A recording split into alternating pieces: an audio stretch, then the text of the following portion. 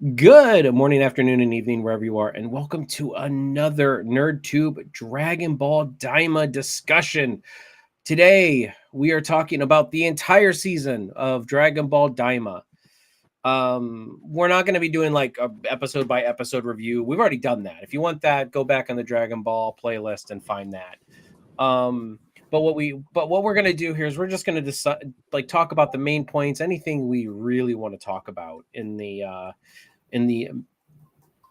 Dragon Ball Daima scope of things, and what maybe is coming in the future and how it maybe changes the future of Dragon Ball. I'm joined by my Z Fighter in arms, Major Rage. How you doing?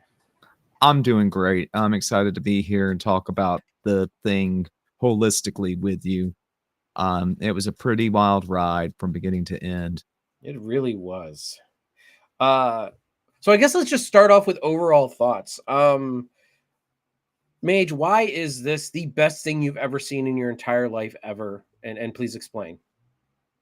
It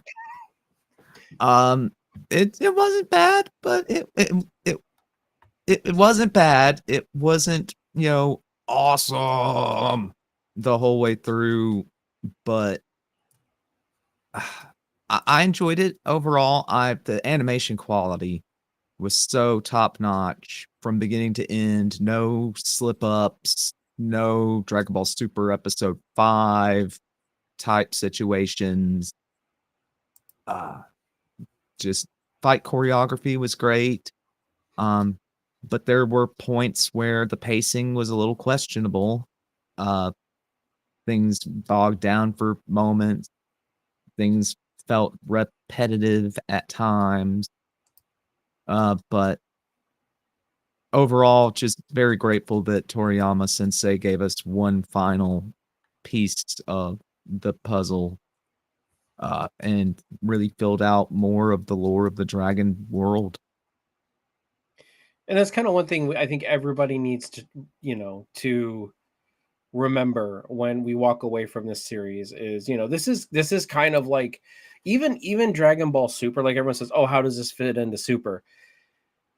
Toriyama never ever Toriyama never really cared about canon. He never cared about what was canon and what was not. He never let that weigh down his outlook on what the product should be. And I get in this, I get just like everybody else out there where I'm like, well, how does this fit into Super, or how does this fit into GT, or how does this fit into Z?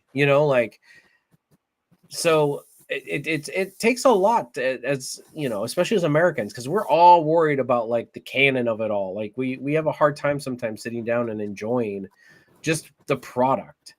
And sometimes you do just kind of have to sit back and go, who cares about how it fits in the canon? Like we can have discussions all day, but at the end of the day, it's a cartoon, it's a manga, it's a anime, it's a so. I mean, and Toriyama is notorious for retconning himself, but I don't think he never sweat it. He never sweat it. He never cared. He would laugh at it. He would literally troll the fans sometimes. You know what I mean? Like, so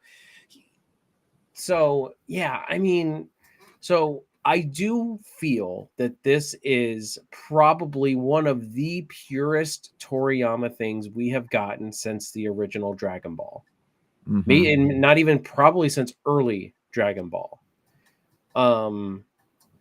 Because after Dragon Ball got super popular, you had you had a like producer interference. I don't remember what it's called, but like or the editors, they would come in and they would say, oh, we'll do this, and and even in Dragon Ball Z that happened a lot, because at the beginning of the day Toriyama was a gag manga writer, and that was very apparent in the early Dragon Ball, and of course Dr. Slump. But the problem is that when something becomes as big as Dragon Ball, it kind of almost gets taken away from the creator and what they envisioned for it. So what does that mean for? And don't get me wrong, there are a lot of Toriyama isms that get on my nerves. I love the world that he built. I love the just loose-hearted nature of the manga that he created. But there are also something like changing Trunks' hair and all this. Like he just forgot that he had purple hair instead of blue. Like those, like consistencies and stuff like that are just, and he doesn't sweat it. He never did.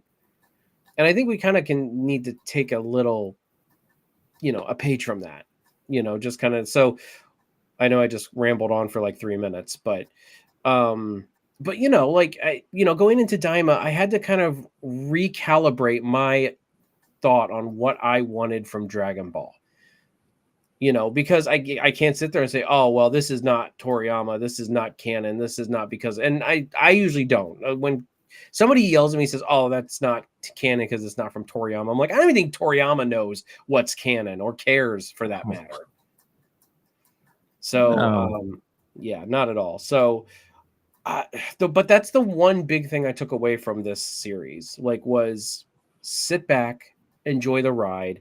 And although yes, there are things that we can nitpick and there are pacing issues, at the end of the day, Toriyama's fingerprints are all over this. I think he knew that this was going to probably be his last project, and I think that it's good on the editors and them to kind of let him have this, to let him, make the vision of Dragon Ball that he wanted, to leave the legacy that he wanted to leave. So anyway, Mage, sorry, I've been droning on forever. So, I mean, so let's jump into talking about the series. So what would you say is your favorite thing from this show? Let's start with the positives. Like single moment or like aspect of the show? Anything, whatever you would like to. I enjoyed kind of the journey aspect. The earlier episodes where there's just kind of adventure of the week, when it felt like the very first Dragon Ball series was where I feel like I was enjoying Dragon Ball Daima the most. Just that feeling of building a camaraderie with this new cast of characters was pretty cool. I felt like they were decent characters. Pansy very easily could have just been Demon Realm Bulma, but she wasn't. She had differences enough. Was a little more impetuous, a little braver. Glorio, the mystery behind him getting slowly revealed didn't ever feel corny. Up until the very end, when we knew what he was going to do when he took the was making the wish. I think we all knew exactly what he was going to do. But other than that, the Glorio plot wasn't super predictable. So I enjoyed it as looking at it as an adventure series. Okay. Not to downplay the fights at all, but well, and that's where I'm going to come in. Like you enjoyed, like, some of those early episodes were really rough for me. I did like some of the lore. I admit that I did like some of the lore that you're talking about, like the exploration, but like I felt like they told rather than showed more often than not, and that was one of my issues. But I'm talking positives, so we'll get into that later. That's on one of my bullet points. For me, it was probably it had to have been the fights for me. I really feel like they did a really good job at giving us quality over quantity in fights. You know what I mean? Like the Tamagami 3 fight was really well done. The fight with Tamagami 2 and Tamagami 1, kind of that parallel between Majin Buu and Tamagami 1 and Vegeta and Tamagami 2 was really cool. And then just the final couple episodes, I felt those episodes, they did a really good job at, I don't want to say pushing the narrative, but just, and I get when people say Goma is just like Clown Jiren. You know what I mean? Like I get that. But at the same time, we got a lot of interesting moments in those fights, because it's almost like if we took Garlic Jr. seriously, and I always like Garlic Jr. as a villain. I get it that he was like kind of a gag a little bit, but like they always played him off as kind of a joke. And I always thought Garlic Jr. was one of the most interesting villains just because of his immortality and how they get around that. And yes, in the Dead Zone movie, they just launch him in the Dead Zone and that's it. In the Garlic Jr. arc, they just pop him back into the Dead Zone again. And it's like, I really like the idea of just like this like, and when you add magic into that, it kind of just really makes you take it seriously. Now there were absolutely wasted fights. The Gundamari Ginyu Force, that was an absolute waste. I don't know why they even bothered with that. That was so bad. And then some some of the early fights were really nice. Like, the ones where like Goku like in the bar where he was just fighting and it was very choreographed and really like low key fighting, even though we knew there was no problem, like there was no threat, but it was still nice. It was very nice to see, even when they faced the Gandamari at the village where when they meet Pansy, that was a very good fight. It was just, Goku just ravaging through all of those. And then the battle of the Z fighters versus the Gandamari, and I don't know if I'm saying that right, but the Gandamari army in Demon World 1. I really enjoyed that. I know a lot of people didn't and they thought it was a wasted episode. I actually liked it. It really took me back to like the Red Ribbon Army and, where they were kind of dissecting this whole army. It wasn't just like, oh, we're just, and I know when people say, oh, well, at their power level, they can just vaporize everybody. And it's like, yeah, but in this cast of characters, I don't think they want to do that. Like, yeah, Vegeta could just, if this was Vegeta from the Cell saga or from the Android saga or even the Namek saga, yeah, he would just crater the whole place. But Vegeta's a completely different person. And obviously Piccolo's a much different person. So I really enjoyed all that. And then, as I said, the final fight, we can talk about Super Saiyan 4 in a little bit, and Vegeta Super Saiyan 3, because I do want to talk about the new transformations. But yeah, I really enjoyed the fighting, the choreography, how pretty it was. You're right, there was no like Dragon Ball Super episode 4 or 5, whatever it was, where just it was so bad. And the transformation in episode 19, I believe, like where he's kind of starting that transition, like where he starts to show, maybe that was 18, but regardless, the transformation where he goes Super Saiyan 1, Super Saiyan 2, Super Saiyan 3, and then up to Super, and I'm like, that was some pretty epic transformation there. Like that is up there in my top 3 transformations, probably, in history of Dragon Ball, like all of them. So that was kind of really all my positives, is just like, the adventure aspect was nice. There were definitely like 3 or 4 episodes though there towards the, like, what was it, episode like 5, 6, and 7 or something like that, right in there, like where it just started to drag and it took so long for them to get to the Tamagami, the third Tamagami. And I'm like, I really feel like they should have gotten to the third Tamagami sooner. And then because then they could have put a little bit more space in between that and do some more like adventuring in the second Demon Realm. So, and I'll probably just start off with, do you have any other positives or anything, like any other things you want to talk about? I'm not saying we're going to shit on the show now, but I'm just saying like it kind of transitions here. No, I'll agree with you on the quality of the transformation sequences. They were pretty dope. But I think between the two of us, we've covered the high points. Yeah. And there were a lot of them. Don't get me wrong. As I said, we can sit here and nitpick anything on the live long day. That is the nature of the internet. We are, that's why I envy Toriyama so much, because he is like, Toriyama didn't sweat anything. He didn't even look at it. He's like, I don't even need to know what's going. He didn't even know that Dragon Ball was so big in America, from what I understand. So I envy him in that aspect. So one of the things that I did, I just lost it. Oh, so one of the things I did want to talk about that really kind of irked me about the series as a whole is the second Demon Realm. Not because of how bad it was, but because of the lack thereof. I really, really, really feel like they missed as I said, they did a lot of telling and no showing. And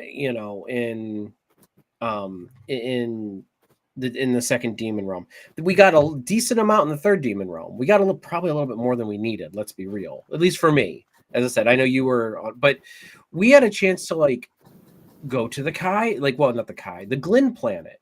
See that instead of them just telling us, they could have shown us, about the Glyn and the tree and all these things that I want to see. Planet Namek. Like it was almost a barren world, but it's just like there's so much heritage there that could have been explored, and they really missed the and they had Piccolo there, and all Piccolo there was like a truth detector. Like, oh, I know you're lying, or like, oh, you really aren't being honest with us, huh? Or, oh, you know more than you're letting on. Like, that's all Piccolo was. Yeah, no, and those are some of the pacing issues that I mentioned early on. I agree with you about we could have seen less of Demon World 3 and more of Demon World 2 for sure. And honestly, some of the Demon Realm 3 things, I mean, you might have been able to put in Demon Realm 2 creatively, like you didn't have to toss it completely, but again, like as I said, I really feel like they kind of missed a natural way to lore dump us instead of telling us everything. Even learning about Shin's like real name, and like if Shin were to just show up at home and then people started calling him his name. I don't remember what his name is, but like they start calling. It's kind of like Red 13 in Final Fantasy 7. Like they show up at Cosmo Canyon and they're like, oh, Nanaki, yeah. And then all of a sudden he's got a new voice and everything. And everybody in the party's like, what? Like, and I'm not saying that Shin needed to change his voice. Not one for one, but I'm talking about it would reveal this whole new world of just of the Glyn and the Dragon Ball and the Demon world and just the lore. But they had to just tell us instead of show us. While they wrote in the third different plane. Yes, and now, yeah, that was another thing that annoyed me, but it was a part of the adventure aspect. Somebody was explaining it as, look, it would have been less fun if they just made it from place to place without any kind of shenanigans. And you know what? In that aspect, I agree. What do you do? Like, look at Final Fantasy VII, since we're on that, a little bit. I mean, you get the buggy, and the buggy, you go down to Gongaga, and then you go over to Cosmo Canyon, it automatically breaks down. Like. Then you get the tiny Bronco in the original, and then it breaks down. You know what I mean? So it's kind of almost a Japanese trope where it's like you get some new form of travel, and it's like then you lose it, or it transforms into some other form of transportation. So I get it. It was annoying though. At the like beginning or end of every episode, there was some kind of shenanigan with a plane. And honestly, I think that was just because Toriyama wanted to draw different vehicles, or at least design different vehicles. And you know what? We know he loves his vehicles. Fair enough. That's why King Kai has a car. Yeah, literally, that's why King Kai has a car. It's because Toriyama's like, well, I wanted to draw a car. Okay, hey, works for me. So yeah, and with the Namekians, it's kind of like I really feel like we could have had some kind of adventure on that Namekian planet with either with Neva, or like the Namekian planet almost could have reflected something like Cosmo Canyon, in Final Fantasy, like where they have this adventure on the old planet Namek. They have to find some kind of old relic to open something that lets them open the I don't know, the portal to Warp the first Sama, demon. Yeah, Warp Sama or something crazy like that. And I just feel like they really and as you can tell, this is the thing that bugs me the most about the whole series. Not even the lag in the first episodes, but the fact that we had Demon Realm 2 and we did almost nothing with it. We got to the Vegeta fight with Tamagami 2, which was really cool, but at the same time, that's all that Demon Realm 2 offered us, besides picking up Neva along the way. So no, you have fair points there. So anything else, like, and any other things you want to talk about with that, or No, because I really don't disagree with you there. I can't retort. I can't even think of a way to play devil's advocate because I would have liked to have seen more of the second Demon World, and I would have liked to have seen more show, less tell. yeah. Again, not shitting on the show. I'm not. No, I'm not. glad we I'm not. got it. Yeah, I'm 100% glad we got it. But as I said, the internet critiques everything. Okay.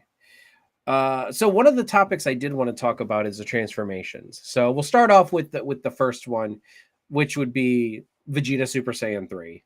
Um, Definitely, I am more of a Vegeta stan than a Goku stan. So although Vegeta's not my favorite character, I like him far more than I like Goku on most days.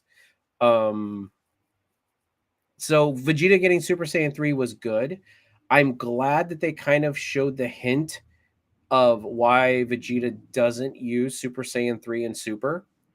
A lot of people say that um the reason why Vegeta didn't use Super Saiyan 3 or has never used Super Saiyan 3 and Super was because he wanted to use he wanted to train Super Saiyan 2 to match Super Saiyan 3 without the like stamina drain downfall.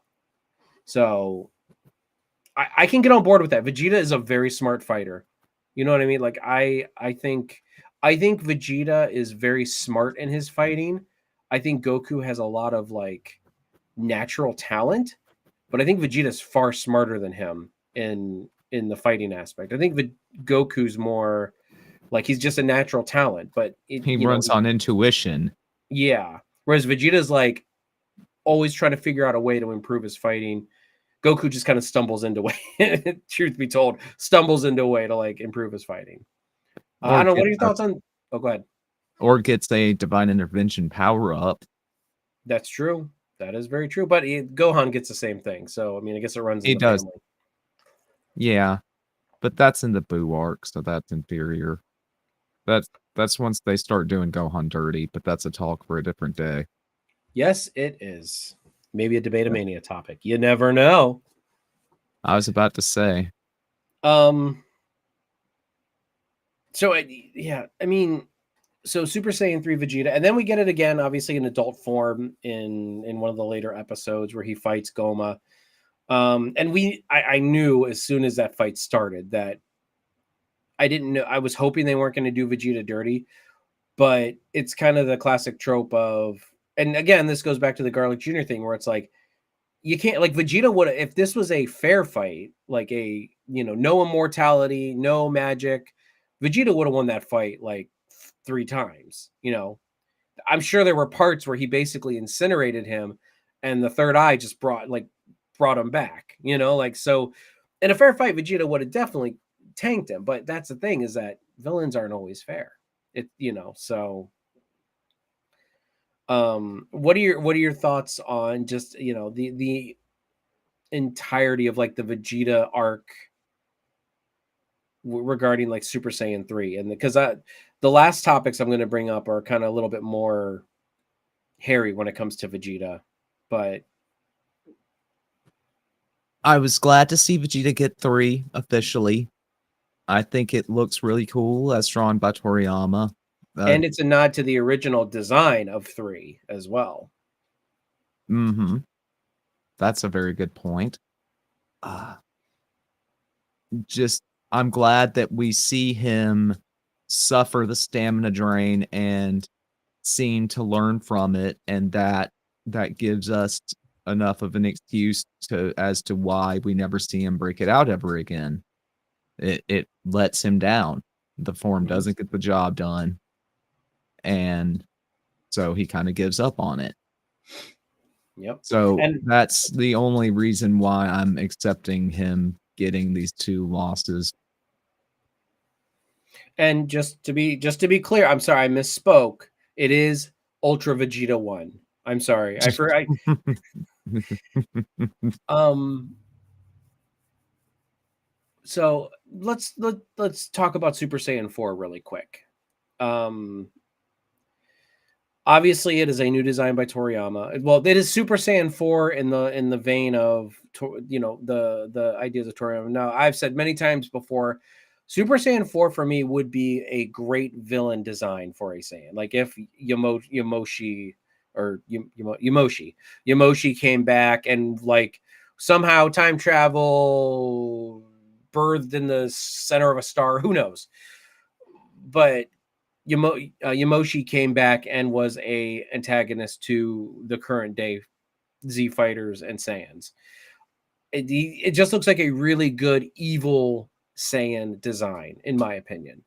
Um, I would say that this design does not give me that vibe of evil Saiyan. I think it's just more, I don't know, maybe it's a more light, like the red hair rather than, and I get it. It's more in the vein of Gogeta, when Vegeta Super Saiyan 4 and Goku Super Saiyan 4 fuse, because that's what Gogeta had. He had that uh not maroon hair, whatever color that is, magenta hair. Um but the big hands is something that's kind of puts it into, it kind of shows us a little bit more of that great ape, the Ozaru design, and how they kind of merge that together. What are your thoughts on that one? I've never been a huge fan of Super Saiyan 4, so I'm okay with kind of Toriyama's take on it. I'm not sure if I'm a huge fan of the big hands, but aesthetically, but it does connect us to that Uzaru connection. Hmm. I just wanted Goku to like be like, "Hey Goma, these hands are rated E for For everyone." everyone. Yeah. Um, yeah. So I mean, and they've been doing this a lot recently, where they take like something that's popular and they just kind of let Toriyama kind of redesign it or redo it. That's what they did with Broly, with Dragon Ball Superhero. That's what they were kind of doing with the whole not Sentai, but like the whole like superhero ass, because Toriyama loves the superhero movies and stuff like that. So they kind of redoing kind of some of that and go and bringing Gohan. He actually, I think he wanted to do a Piccolo movie originally with superhero, but then they had to rope in Gohan because they didn't feel like it being a Piccolo movie would have, which I think was the right move.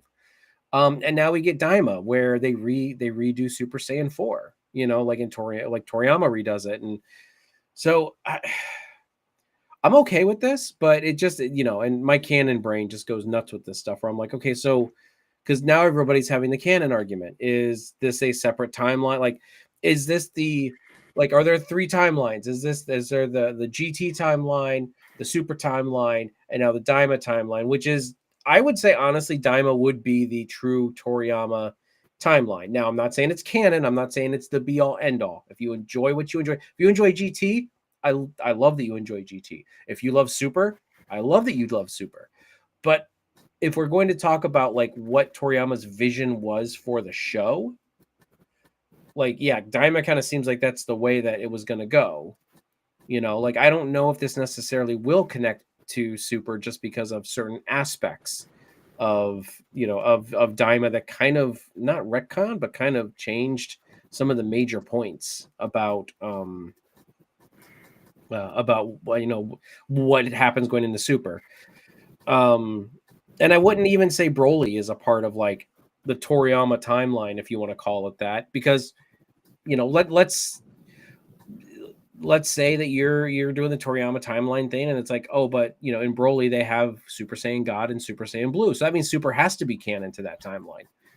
Again, you're getting into muddy waters that honestly Toriyama never even cared about. So, what are your thoughts on that? Like, what are your thoughts on like the time? Like we're Trekkies, so I mean, we we timeline shenanigans is in our blood. Like we can kind of separate that, but like, what are your thoughts on how like the divided fandom when it comes to this? I'm of a split mind too. It breaks so many things going into Dragon Ball Super, but at the same time, Toriyama's involvement with Super was the lowest out of all of the projects that you've just previously mentioned. Even So GT? I didn't think he was like involved at all in GT. Maybe he did some designs, but he did some designs, not including 4. He didn't design 4. yeah, I'd say I thought he did. I didn't think he designed 4. But okay. So, but no, but yeah, other than GT, Super's the next least involved he was, and it was trying to please fans of Z Mhm. and give them more Z style combat and style plots and such. So, I mean, if you can accept the multiple timelines for the Super arc, the Goku Black arc, then you should be able to just accept that maybe there's a Daima timeline and the movies have their own timelines. Dragon Ball fans have been going down that road for years, as we've talked about with the movies. There's no way the movies fit in the timeline. You know what I mean? No, Like there are very few movies that you can even really like. Every single movie has something in it where you can be like, yeah, that doesn't fit in the timeline actually because of this one little thing. So Dragon Ball fans should not be unaccustomed to this kind of stuff, but yet sometimes they're well, but here we are with the with the angry fan base, like I don't know. I again, Toriyama never sweated it. no. That's So why should we? If he didn't sweat it, why should we? exactly. What did you think of the final fight? Like, just I know it was pretty, but is there anything that kind of jumped out at you about that? You know, I just liked a lot of the magic and the diversity. Obviously, it was very pretty. I like the use of magical powers. I like the diversity in the segments and the sequences. I'm not a fan of the ultra durable villain. I You're feel not okay. like, yeah, like it was different with Garlic Jr. because he had succeeded. He Mhm. got the immortality, so now you have to think around it. And fortunately for the Z fighters, he does the only thing that makes him vulnerable and opens the dead zone for them. Twice, Twice. twice. 2 different times he makes the same clutch mistake. But That was the only thing I didn't like about it. Like, I wish they would have found some other way to beat Garlic Jr. in the Garlic Jr. arc, just because it's like whether they even if they wished away his mortality or they found some other magical could thing have that might have taken it away, like some ancient Mafu but Namekian. him. Yeah, maybe the did you say Mafuba him? Yeah, Yeah, I Mafu mean but that would have him. been a great ending. Bringing the Mafuba back, that would have been awesome. But no, they kind of went, and that's the one issue I had with the Garlic Jr. saga was yeah, they kind of went back to the dead zone. It's like, really, come on, man. Yeah, just by that point, it's Dead Zone 2 Electric Boogaloo. Yep. But where was I going with this? You don't like ultra durable villains. You Villains. like Yeah, I didn't. That's part of why I didn't enjoy the Boo saga. He's so durable, it just makes it go on. It feels artificially. At so many points, the characters, our allies, have so much overwhelming power, but they're no matter how powerful they can't get through his gumminess. And so that frustrated me about the Boo arc, but I enjoyed legitimate gripe. and so I feel like having Goma have that same thing going on made it feel less satisfying than if he had gotten just like a big power up and that made him a bigger threat. But adding in that element of ultra durableness, like a Majin Buu type figure, irked me. Gotcha. So, um, so some of the last things I just want to talk about is some of the character beats. The one that really irked me the most was Arinsu. Like I Legitimate. like the missed opportunity of the second demon realm was like a plot thing and a story thing. But a specific character beat that really irked me was Arinsu and how towards the end she was just She didn't get what she wanted, and all of a sudden she was just okay with it. I thought Gloria was dead when he went to go run by her. I thought he was dead, and I kind of, when he made it by, and they even slowed it. And I get it. Toriyama loves to subvert expectations, but I'm like, you're totally violating what the character was when you do this, because like, she was, and it's not even like Vegeta. Like, Vegeta was a gradual change. Like, he Mm-hmm. went from being villain and like quasi villain and like the Namek arc, anti-hero ish, maybe still villainous still in the Android arc. He didn't actually become a full blown hero, in my opinion, until after, like, not you can't even say that in the Boo arc, because he accepted the Majin mark. You know what I mean? I would Like, the go ahead. the final explosion to me, when Yeah, he does final explosion to me, marks the end of his character journey from a villain to a hero. from a villain to a hero. And then in Super, they explore him becoming more heroic, and I'm glad they haven't really done any backsliding. And as a matter of fact, they had the filler where he had to confront, his darker side in the form of the gummy Vegeta. Hmm. Yep. God, I haven't watched that in forever. I feel like that arc could have been handled better, but I mean, it was a filler arc, and yeah, but I just loved it because in the dub they brought back Brian Drummond to yep, voice the Vegeta. original Vegeta actor, yeah, I thought that was great. Like, and that's the meta stuff that I just love. So I don't know, where was I going? Oh, the Arinsu. So, but anyway, so yeah, like, what are your thoughts on Arinsu? Did it bug you? Did it not? Like, am I just being a bit much? It didn't bug me at first, but the more I think about it after you brought it up, it's a misuse of her character. She was the shrewdest villain of the three villains we got presented with. And for her to be the one who just is okay accepting the dub, the defeat, take the L, it just didn't sit right. Yeah, I mean, because even like, they could have even done that in a different way. As I said, she didn't have to like become the villain, but like, she could have killed Glorio. She could have escaped.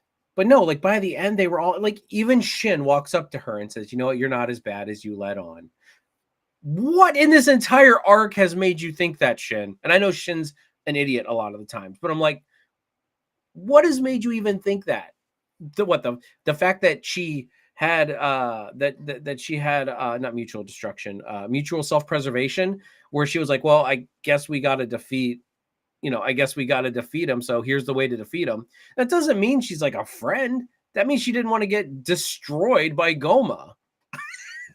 Yeah, that's the same thing as, Vegeta cooperating with Krillin and Gohan to not get killed by the Ginyu Force. Yeah. It Yes. didn't mean he was a good guy inside yet. It meant he had a brain inside his skull. Yep. Along the line, unless you have anything else to add about Arinsu, but I don't think, probably not, right? No. So along that line, let's talk about Do and Ku really quick. I am of mixed. I have of mixed feelings about this, because I wanted Do and Ku to fuse and be the final villain. Um, I didn't mind them fighting Goma. As I said, it was a great fight. Um, but I really feel, and would it have kind of been like the mod? See, that this is where I'm of mixed mind, because would it have been awesome to have that like perfect being, like, the intelligence of Ku, and then the just brute strength of Do, and just, and merge them together with like the fusion bugs. Let's say that since Goku dropped the thing, they Arinsu basically forced them to take the fusion bugs and turn them into, the Majin Dooku was what I'm going to call them. Mhm. But at the same time, I'm like, okay, but is that just the Majin Buu arc over again? Like, maybe not the fusion part of it, but more like the ultimate Majin Buu, like the ultimate Majin evil, like, and now we're fighting that.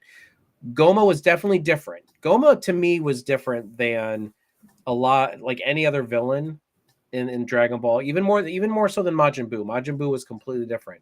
So yes, if Do and Ku would have fused and they would have fought him as the final boss, I feel like that would have been like the same. Now, maybe in episode 17, when Goku and Do were fighting, they could have done the fusion there, and then Goku could have fought, Majin Dooku, and then they could have stayed fused.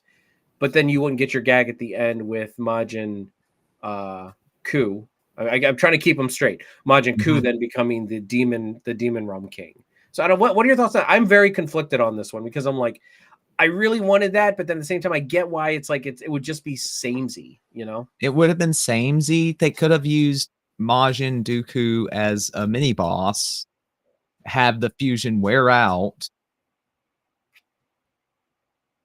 But then, you get Goma as the big final boss. So you would have had the best of both worlds. And maybe even we could have seen a fusion bug versus fusion bug fusion. Have a new form of Goku and Vegeta fused. We But could have that. Yeah. we've got a comment from Daniel Vance. Yep. I was getting ready to bring that up. I need subtitles for this stream. The words, they seem to be English, but I don't comprehend the sentences. You don't want us talking about Majin Du and Majin Ku and Arinsu and all these. I mean, come on, man. Welcome to the stream, Daniel Vance. Yes, we are talking about Dragon Ball Daima. We're glad you're here. No, I'm pretty sure you're not that much of a Dragon Ball fan, but I appreciate you being here, my friend. Yeah, like I'm very mixed on that. That's why I'm just like, I'm kind of I am really mixed on that one. And yeah, I mean, we could have done like a fusion fight, but again, they would need more time for that. Not that I want it to be this big long. Again, one thing I really appreciate about Daima is they gave us quality over quantity. Like there were fights that were only one episode, half an episode long, but they were good fights. Yeah. If we didn't have the Gendarmerie Force being the Bud Light of the Ginyu Force, then maybe we would have had room for that fight, though. Yeah, we really could have. And then they could have, like, that fused Dooku then could have joined for like they did. And maybe let's say they defuse at the end because maybe Goma uses his magic to defuse them towards the end of the fight. Like when everybody's piling in, Goma uses his magic to defuse them or something. You know what I mean? Like something like that. Like maybe have like the Majin Dooku fighting Goma for a while. And then, just Goma uses his magic to just defuse them, and then that's when Goku has to step in and then become Super Saiyan 3. Not that I don't want Vegeta to get some shine there, but maybe the Vegeta fight kind of lasted a little too long. I don't know. Like, what are your thoughts on that? That was my other thought, is like, where do you fit that into this kind of thing?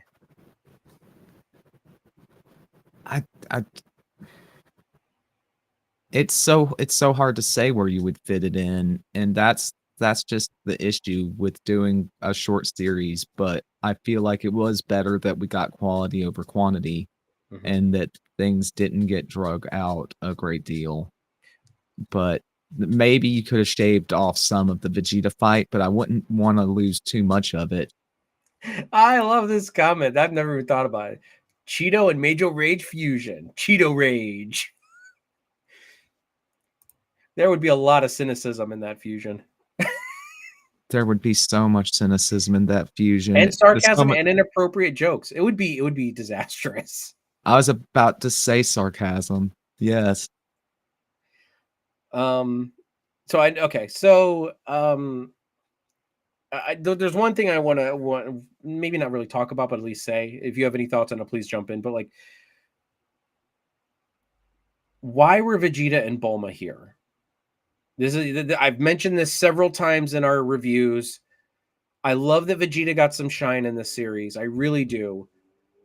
Why were Vegeta and Bulma here? I'm glad Piccolo was there, but I feel like Vegeta was taking away from lore opportunities that Piccolo could have been a part of.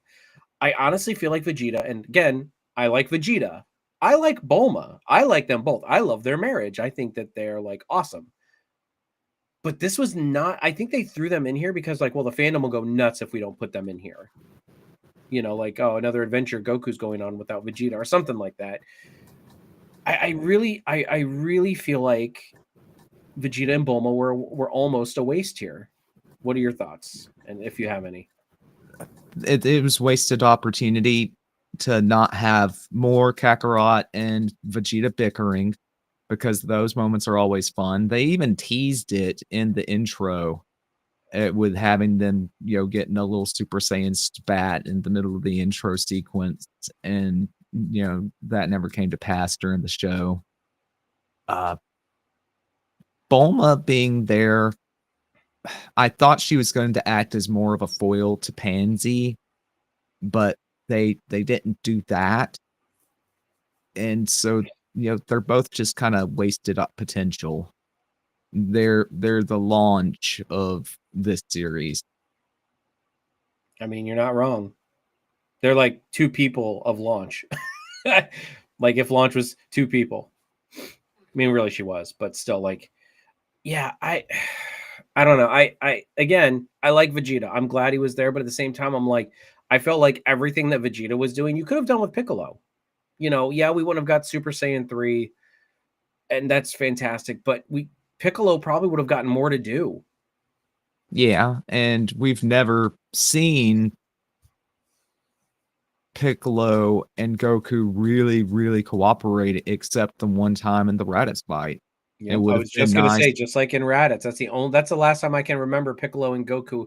You can argue maybe in the Frieza saga when Goku's charging the Spirit Bomb, and Piccolo was fighting Frieza, but like even that, it's just kind of like mostly Piccolo's been attached to Gohan, like 90% of the time, after Raditz. So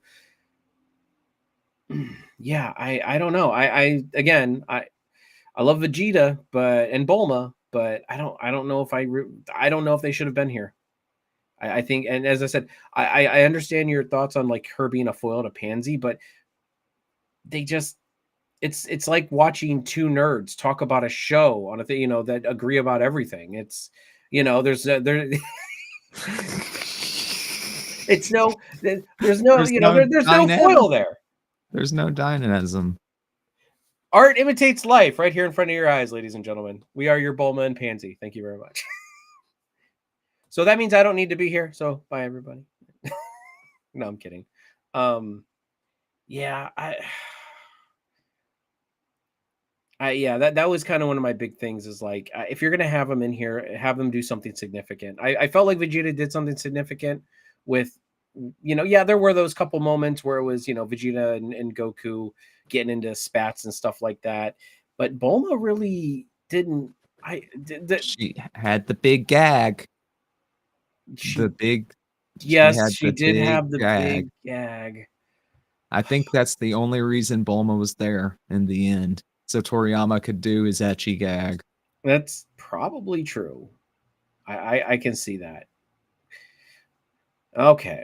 Yeah. I mean, that was like the highlight of the whole season was that is my character moment. That right there. That right there was the moment that I'm like, oh man, Jeets, you made the right call, buddy. For once in your life, you made the right call. Right down to the ground. Kakarot, you Yeah. go. I I loved amazing. it. It was great. God, I can't believe I almost forgot about that gag. Like I for some reason when we were talking, I should have brought that up. So okay, Goku. How do just really quick? I know we're trying to wrap up here in the next couple minutes, but like, how do you feel about Goku? Like, like I don't feel like we got dumb Super Goku. No, Um, we didn't, thank goodness. I do understand because some people were saying, "Oh, it's just stupid kid Goku," and I'm like, "Well, yeah, he was kind of that way. Like, he was that way when he was a kid, so it only would make sense that it's like, oh, well, this is adult mind Goku," and I'm like, I don't know if that's really how this works. I think it kind of de-aged their mentality too. Like, what are your I thoughts on that? It seemed to de-age their mentality a good bit, especially Goku. He acted like Goku from the original run, Hmm. and I was a fan of it. I was there for it because the only thing Kakarot's ever been smart about is fighting. Yeah, he's a genius at fighting. That moment in the hyperbolic time chamber where he breaks it down for Gohan why Super Saiyan grade 2 is no good for beating Cell is just one of my favorite Goku moments of all time. He's just like, it's too bulky. It limits your speed, your mobility, and you're just gonna get trashed. Yeah. What I Cut think, to Trunks getting absolutely trashed by Cell. yeah, and I mean that's yeah. You're talking about one of my favorite Dragon Ball characters there, by the way. Don't be talking about Trump, but you're right. No, and that's one of the things that's like, yeah, like that is one of those moments where Goku was like using his head, for fighting. Because as I said, I believe Vegeta is a smarter fighter. In the manga, Mhm. Vegeta is the one who figured out how to do Super Saiyan God, and then at the last moment turning blue to like use that upgrade of power, and then reverting back to blue or reverting back to red, or God or whatever you want to call it. So yeah, I mean, yeah. What do you think? What Hibis? What are your thoughts on Hibis? Hibis was funny as hell. I'm glad he was there. Yeah, I said it during our reviews. Hibis was the Yajirobe. He was absolutely the which Yajirobe has some of the greatest moments. I'm sorry, like in Dragon Ball and Dragon Ball Z, up through the Cell arc. You know what I mean? Like he, even when the androids came, and he was having to help Bulma with Trunks and Gohan, and like there's just some funny shit right there. Absolutely. Absolutely. What with the reason why I was leading into that is with the third eye, like it's very Toriyama for Hibis to It just is. take, have that third eye on his belt and then like just trade it for a hat, and he has no idea, he doesn't care. It's a very Toriyama subversion. They put It it was. they put it right in front of our face for most of the season, and I didn't realize it until like later. I didn't realize that it was probably that until later. I never caught on until the moment he made the trade, so they hit it in plain sight very well. Yeah. Maybe I'm just a bad viewer. Nah. No, that's the best. Like you don't see it coming. That's one of those moments where you're like okay, so transition into the very end. There are two other third eyes. Tertiary oculi out there. Holy crap. I know, and that I use that for the thumbnail because I'm like, so did Bulma What's buy the them? And implication? hmm? Yeah, what's the implication there? What did they do? And this lady knew, like the shopkeeper knew that the third eye is just like, oh yeah, they're super powerful, but they're super expensive. Only one person ever bought them. I'm like, what? I think I laughed out loud. So I was just like, what? I didn't laugh as much as the Bulma bit, but I did laugh out loud. I'm like, that's the Toriyama of Toriyama. Yeah, I don't. So what overall, and I do want to mark the season as a whole, but overall, after talking about it, after reviewing it week after week, I know we've already talked a little bit about it. What what do you want people to get out of this show? Like anyone else who's like, oh, I might watch it, I might not. And if you're watching this video and you've got tons of spoilers, but still, like, what if you were sitting down and watching? Because this is honestly geared a little bit more towards kids. So, like, Mhm. if you were sitting down with a kid, like with your kids, if what what would you want them to get out of it? I would want them to get that sense of wonder and whimsy and journey, that the fulfillment of the adventure, and just enjoy the showmanship of the fights, and to not sweat the canon stuff. Because as a kid, they really don't. I mean, No. I remember sitting down as a kid, like a teenager, watching Dragon Ball Z. I didn't know who the hell Piccolo was. You know what? Like, Nope. why are these two people hate each other? Why is Krillin so scared of him? And it's like, but we still enjoyed the ride. And sometimes, and that's kind of one of the things about this show is like sometimes Dragon Ball fans get in the way of Dragon Ball. You know what I mean? Like Agreed. Hardcore.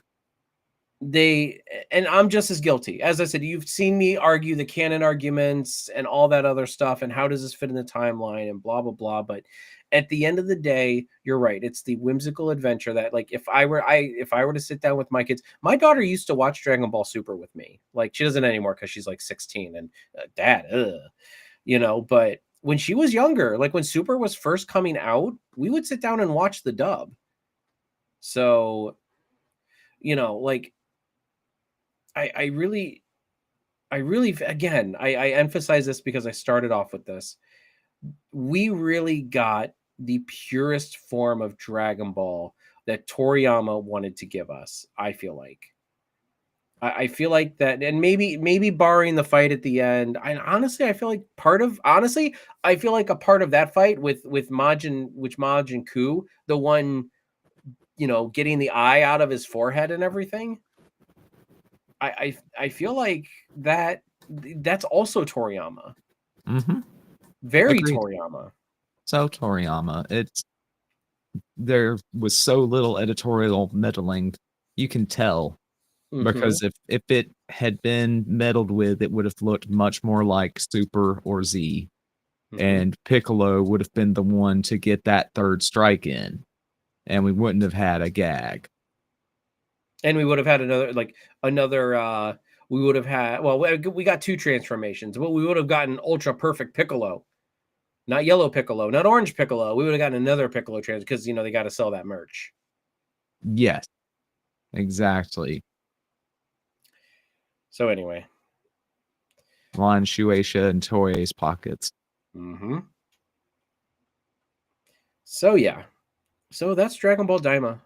Let's just, we've talked it to death. Let's just rate it. I'm gonna give it an 8.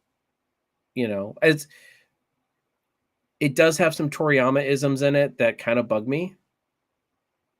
There is some pacing issues, but I really can't complain too much about this show. I really can't. I mean, we got the Fighto stuff. They gave us quality over quantity like I wanted. They gave us a lot of lore, whether, too much or too little sometimes in the way they delivered it. But I really felt like that this show delivered on what it set out to do, was to be a mystical adventure in a unknown realm where Toriyama can just draw tons of vehicles. What are your thoughts? Couldn't agree more. I'm gonna give it an 8 myself. All right. Well, I guess that's it. That's Daima in the book. We don't know where things are going from here. We don't know if Super's coming back, and we don't know. There's been rumors of a movie. I don't know what's. I mean, I hope for a movie, but I also want the Moro and Granola arc. I want the. I want the freeze the Black Frieza arc. But Daima was definitely a good thing. You could tell with the production of this show that they knew that Toriyama wasn't going to be around much longer. You know what I mean? Like, you could really tell that, because everything kind of came to a screeching halt for a while, and then Daima came out. We've gotten the movies that are kind of stopgaps, but so I think they've known for a while that this was going to be Toriyama's last hurrah, and I'm glad he got it out. What the future holds for Dragon Ball, I have no idea. As I said, I certainly hope they get back to the manga, like they get back into the manga, animating the manga. They're way far ahead now. I'm happy about that. I'm happy we are getting so much ahead in the manga so that we don't have that difference between the super manga, because there's a whole other timeline, the manga, super manga, and then the super, because at least in the original Dragon Ball and Dragon Ball Z manga, it was, and technically it's all Dragon Ball, but with that original Dragon Ball manga, more or less, besides some filler, it all followed the same line, here and there stuff. Super manga and super anime diverged a lot. So that's why I'm glad we're so far ahead. And we've literally taken about 11 months off of the manga as well because of the passing of Toriyama. So I'm glad. I know this month they kind of got back into it with the Clean God thing, which was somewhat entertaining. I enjoyed it a little bit. I kind of paged through it. on Viz.com or Viz. Yeah, Viz. But yeah, okay. I'm gonna wrap this up. Mage, thank you very much for joining me for the discussion. I'm glad we had a chance to sit down and talk about this thing as a whole. Anything else you want to add? No, just thanks for having me. Thanks to anybody who's watching. We appreciate you being here. Uh, let us know in the comments how right or wrong we were. And yeah, and I mean, if you guys want to hear more, me and Mage every now and then we'll do Dragon Ball content. We took this opportunity to review this because we knew it was going to be a weekly series, and we were like, well, we want to talk about this stuff, like it. We really wanted to kind of dive into it and show, like because we love Star Trek, we love we love Final Fantasy. We talk about that kind of stuff all the time. But Dragon Ball is kind of one of those things that's like, we also have this shared love for. And we don't really get to talk about it a ton because there's not a ton of news usually. No, not really. So I've really Nothing enjoyed substantial. these past, 21 weeks where me and you get to sit down, and actually 22 weeks technically at this point, because there was a break between episode 12 and 13. I think so. But yeah. So anyway, everyone out there, thank you very much for joining us here. If you want to see more Dragon Ball content, please let us know below. Let us know what you want us to talk about. We can talk about anything, except for who is stronger, Super Boo or Kid Boo. I'm not getting into that argument ever again. that's just a dumb argument. All right, everyone, we'll catch you in the next one. Please like, share, and subscribe, and we'll catch